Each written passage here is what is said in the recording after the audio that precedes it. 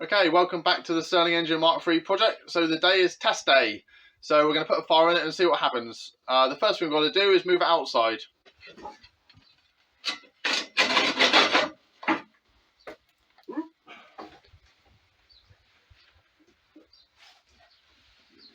This is a slight improvement from the last engine because we can actually move it. Excuse me, Mark.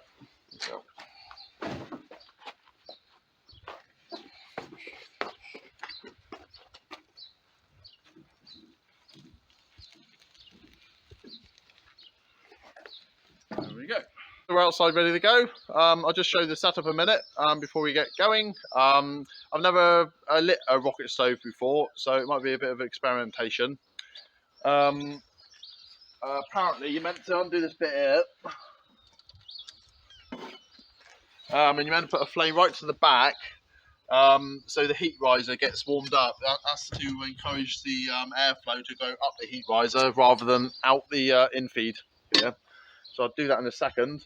I'm a bit worried. I said it in the last video. I'm a bit worried about being able to start it. I've got it timed to go this direction. At the moment, you can hear the air valve is open at the top here.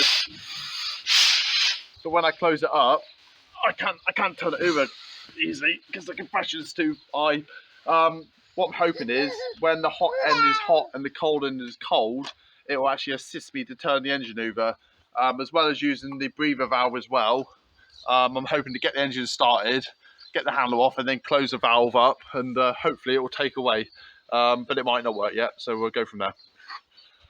Yeah. So for water cooling, what we've got here is the garden hose, because I haven't set up any kind of radiator as such at the moment.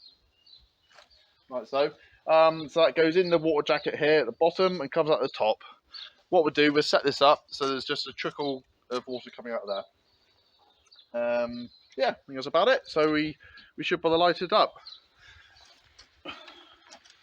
So to light it, I'm using a rag, a lighter, and some paraffin. So I'll put the rag in there. Give it a squirt.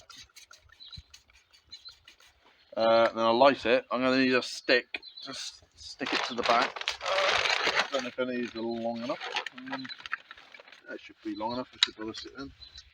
Right, so here we go. So this is the first light up of the Stirling engine. Is it definitely going, Dad?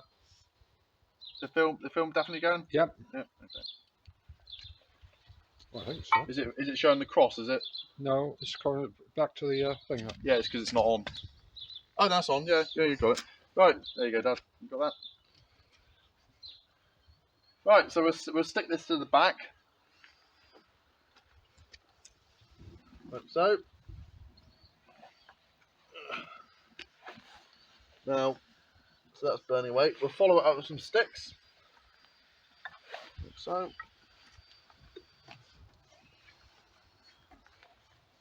Now, hopefully, this is going to leap into life.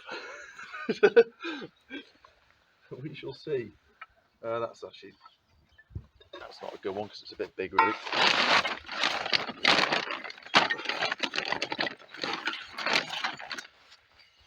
This is all kindling that was meant to be go on the fire inside. But I borrowed it for this. Eventually, I'm hoping to run it on actual proper sticks, the kind of thing you'd pick up on the woodland floor, or the nearest lay-by.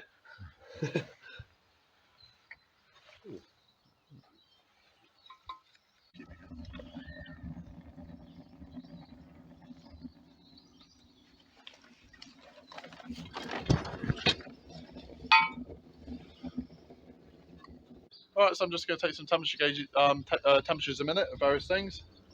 That's stone cold at the moment. That is getting a little bit warm. And that's getting a bit warmer, still about 30 degrees at the moment. So we'll give it a bit more time.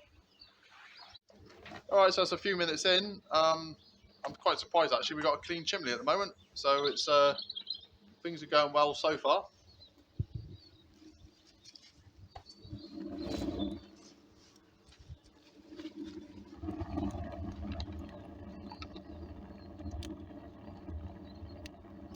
Yeah, so the fire seems to be going quite well now. Of course, with these rocket stoves, the fire burns away from the wood. It doesn't burn through the wood, it burns away. Alright, so I'm going to put the hatch back on now, because I reckon that's all we can do there. Right, so we got a temperature gauge. So the wall of this, the actual fire box is still nice and cold for the moment, but I suspect that will get warmer as it warms up. Right, so I'm not going to touch this because it might look a bit hot now. So we're showing 230. It's a bit, it's not very bright, this one. I mean, we're trying to get the light. It's about 225 or 230 or so. So we're getting some nice temperature now. I'll just tell you what it is because I can't see. And chimney is 155, maybe. I don't think this laser thermometer is that accurate. So it's sort of, give it a pinch of fire. But it is, the temperature is gaining. Yeah, right, Craig. Let's drop back a bit. Throttle back. Yeah, that's ideal. That's ideal. Just a little bit. Okay. Well, it's enough to, that ain't going to get much heat from that. No, that's all right. That's fine, Shane. So we're almost at a point to try and spin it over to see if the thing will run. So I'll give it a go a minute. It might not be quite hot enough yet, but we'll give it a go.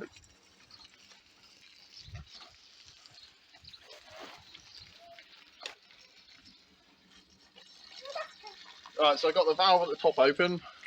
So I'll give it a spin.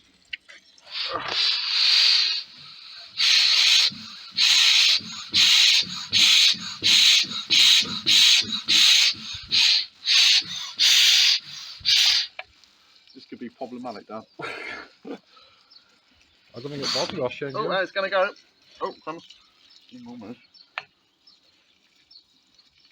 Right. Almost. Might not be hot enough yet.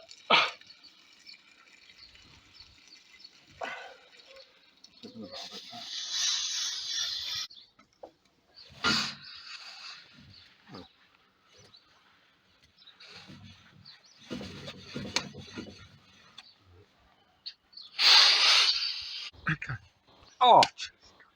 Right, I've just noticed a bit of a schoolboy error here. I've actually got the timing wrong. The hot piston is always meant to lead the cold piston on a Stirling engine, and I've got it back to front. So I'm kind of trying to turn it the opposite way it wants to run. So I'll turn it the opposite way, and we'll see what happens then. All right, let's go. Of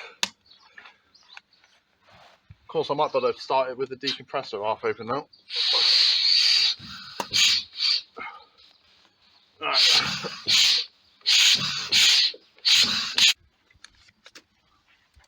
Try again.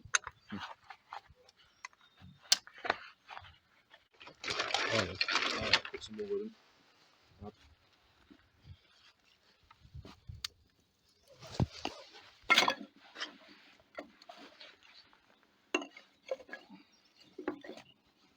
in. Smoke's clear now off the pipe, Shane.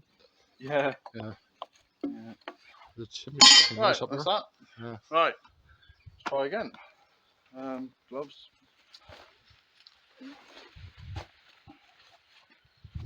Is this getting hot? No, it's all right.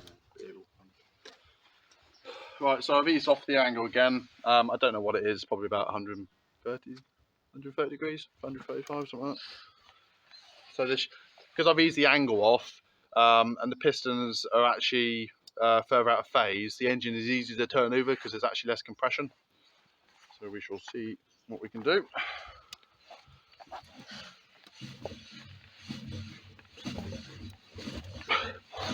Oh, whoops.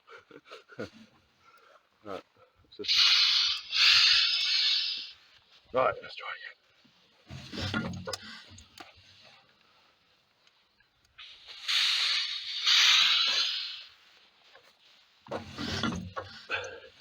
Whew.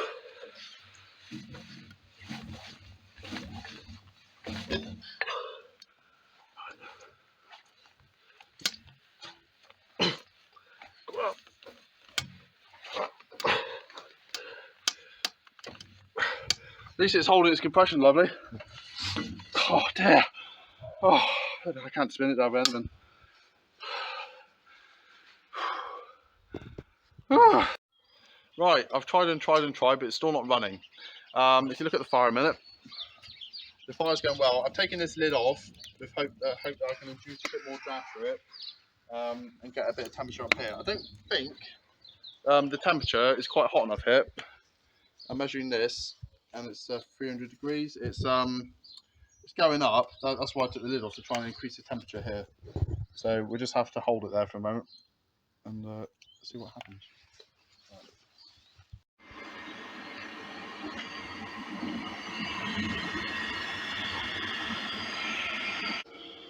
Well, we're still trying to get the thing running.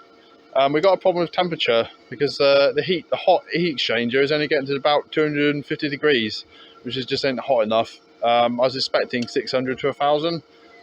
So we're inducing the draft at the moment with this fan and blowing the flame through. So we'll give that a go in a minute.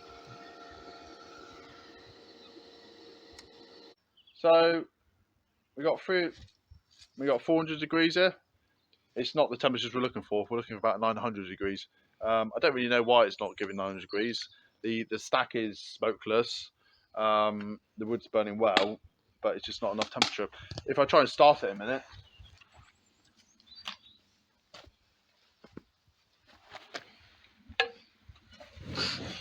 See, it's trying to start. I'm putting little F into it.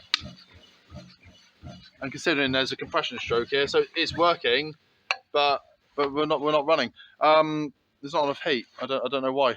If somebody knows the answers to this, see, I thought rocket stoves gave out about 900 degrees or something like that, but we're not getting anything near that at the moment. So we're gonna have to have a little free think about this one. So that's the end of the day, really. Right, catch you again. So I'll have to have a little think about this, put all the stuff away, and that's that. See you next time. Bye.